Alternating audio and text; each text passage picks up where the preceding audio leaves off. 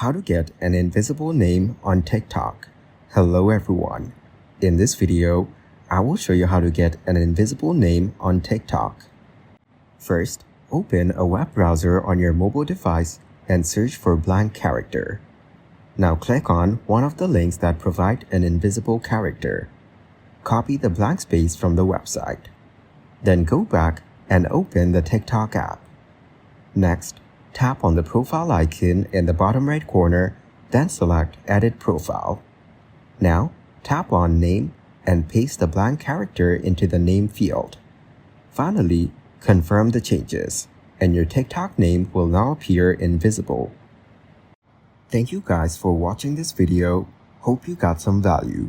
Make sure to like the video and subscribe to the channel to get notified of new videos. See you in the next one.